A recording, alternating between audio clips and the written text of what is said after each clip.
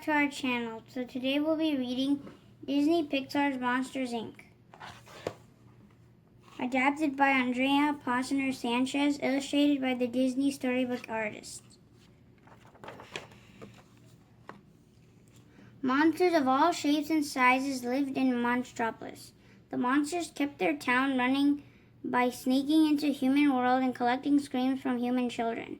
Those screams were turned into energy. Monstropolis was in the middle of an energy shortage. It was getting harder to scare children. Scully and his best friend Mike worked at Monsters, Inc. Scully was a scarer and Mike was his assistant. Together they collected more screams than any other scare team. Randall also worked at Monsters, Inc. He could blend into any background, making himself practically invisible. Randall was the second best scarer at Monsters, Inc.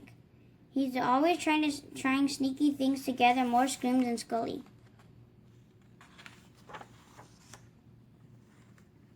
One day, Randall, Scully, and the other scarers stood in front of a row of doors, ready to start work. Each door would lead them to a different child's bedroom in the human world. May the best monster win, Scully said to Randall. I plan to, Randall snarled back. Randall worked fast and scared lots of children behind lots of doors. But when Scully scared all the kids at a slumber party, he set a new scare record. Everybody congratulated him except Randall. A scarer named George returned from a child's room with a sock stuck to his fur. Within seconds, special agents from the Child Detection Agency, known as the CDA, burst in and gave George a good cleaning. Monsters thought children and their things were toxic.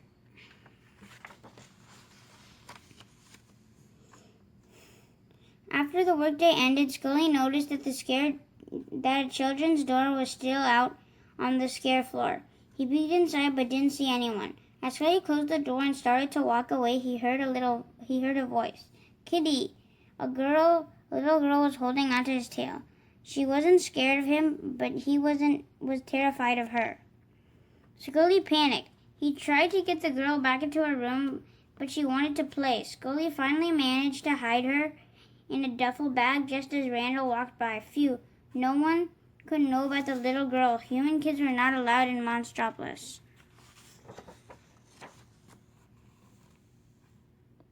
Scully's secret didn't stay hidden for long.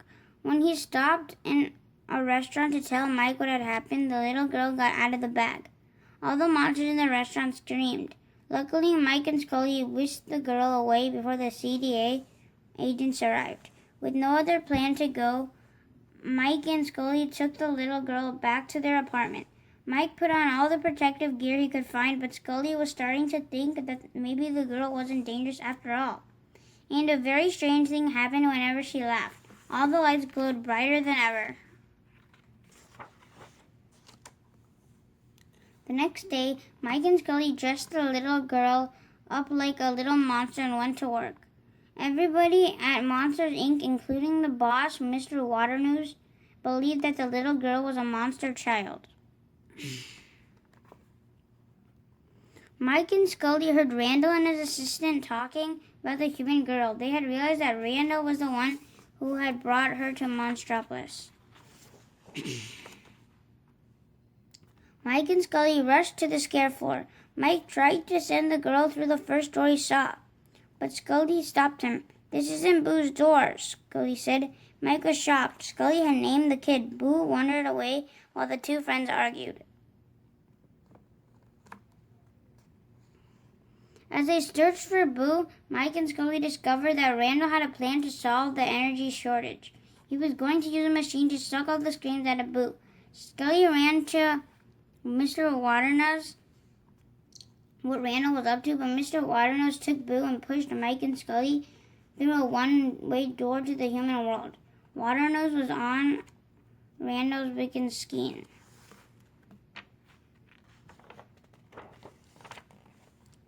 The monsters ended up on a snowy mountaintop. Mike was furious with Scully for getting them banished to the human world. but Scully was worried about Boo. He quickly made a sled and sped down the mountain to a nearby village. Soon he found a kid's bedroom door and raced back into the monster world. Scully arrived at Monsters, Inc. just in time. Boo was already attached to Randall's machine. Scully smashed the machine and ran off with Boo. Mr. Waternose ordered Randall to get the girl back. After a wild chase, Scully, Mike, and Boo escaped from Randall. Then they tricked Mr. Waternose into talking about his evil plan. The CIA agents heard every word and took Waternose away. Boo was safe. Mike had Boo's door waiting on the scare floor. Scully tucked Boo into her room and tucked her into her bed. "Nothing's coming to scare you anymore," he said to the little girl. "Goodbye, Boo." Scully became the new boss at Monsters, Inc., thanks to Boo.